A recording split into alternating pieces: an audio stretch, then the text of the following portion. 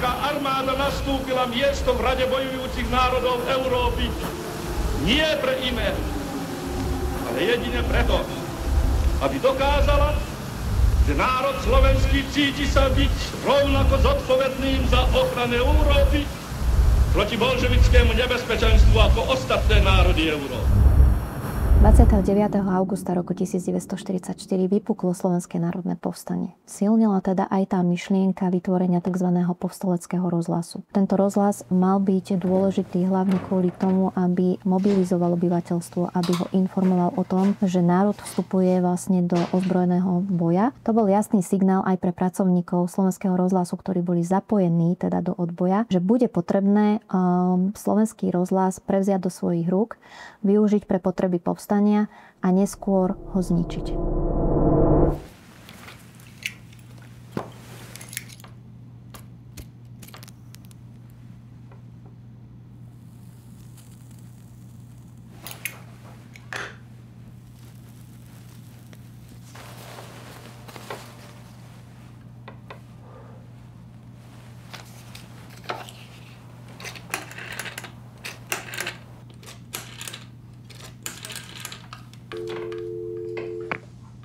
Urobíme to zajtra.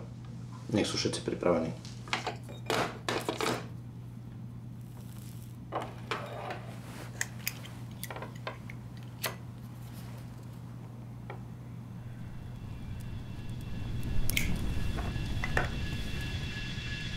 Keď už bolo vybraté miesto, odkiaľ bude vysielať v podstate povstalecký rozhlas, druhá nemenej dôležitá vec bola zabezpečiť nejaké rozhlasové štúdio, ktoré by bolo materiálne ako aj technicky vybavené. A keďže Banská Bystrica takéto rozhlasové štúdio nemala, tak sa obrátili na pobočku Bratislavského rozhlasu v Prešove, kde sa rovnako našlo veľmi veľa pracovníkov zapojených do odboja.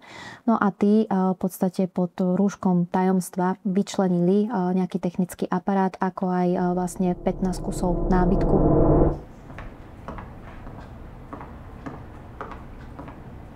O chvíľu vysielame hlásenie o našich jednotkách na východnom fronte, potom prevedenie sumára.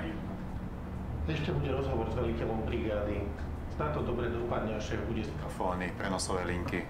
Žiadne obavy, pán kolega. Ráno som všetko osobne prekontroloval, všetko je najlepšie.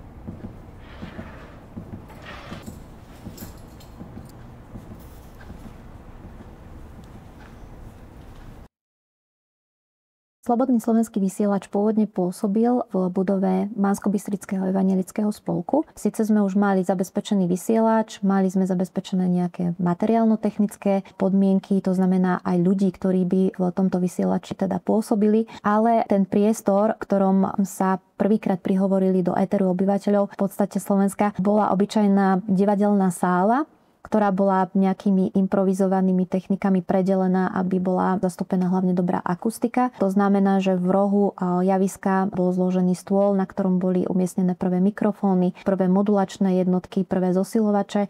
No a zvyšok miestnosti tvorili v podstate lavice a stoličky, na ktorých dennodenne neustále pracovali ľudia zo spravodajskej agentúry a vlastne z rôznych veliteľstiev, ktoré dennodenne prinášali v podstate tie nové, aktuálne a čerstvé informácie.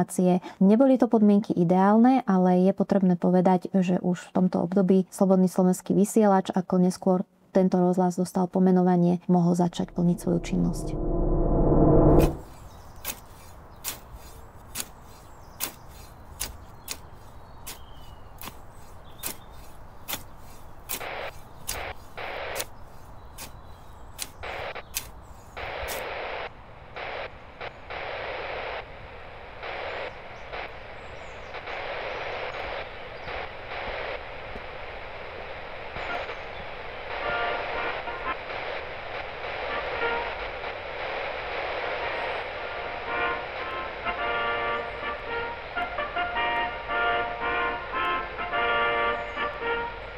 upozorňujeme Slovákov a Slovenky, aby počúvali program, ktorý vysiela Banská Bystrica a nie program Bratislavy. Tí, ktorí počúvajú program Banskej Bystrice, nech upozornia všetkých svojich známych, že mimoriadne správy vysielame zo stanice Banská Bystrica. Vysielač Banská Bystrica začal svoju činnosť 30. augusta 1944, čiže deň na to, ako bolo vyhlásené Slovenské národné povstanie. Začal svoje vysielanie hlavne proklamáciou k vojsku a k armáde a samozrejme aj k partizánskym skupinám, ktoré bojovali v Slovenskom národnom povstaní. Bol to veľmi silný, by sme mohli povedať, impuls práve pre tie bojujúce zložky o tom, že Slovenské národné povstanie teda vypuklo, treba sa postaviť Nemcom aktívne na odpor. Čo sa týkalo vlastne nejakého vzťahu k civilnému obyvateľstvu, tak tu bola tá úloha zastúpená hlavne rôznymi proklamáciami k národu, kde sa vysvetľovalo, prečo Slovenské národné povstanie vypuklo, čo Slovenské národné povstanie nejakým spôsobom, kde smeruje, aké má ciele, aby sa ten bežný slovenský obyvateľ dozvedel, že v podstate ide o akýsi národno-oslobodzovací boj, účelom ktorého bude potom obnovenie Československej republiky a pád vlastne toho domáceho režimu, ako aj spojenectva s Nemeckom. Pre svoju činnosť sa Slobodný slovenský vysielač samozrejme v veľmi krátkej chvíli stal problémom vzhľadom k tomu, že teda vysielal správy, ktoré nahrávali Slovenskému národnému povstaniu, vyzdvihovali povstanie, mobilizovali ľudí do jeho radov. Tak v podstate to bol pre Nemcov a pre oficiálnu vládu obrovský problém. A tento problém sa rozhodli riešiť tak, že budú musieť v podstate to vysielanie prerušiť, zastaviť a vysielač zničiť.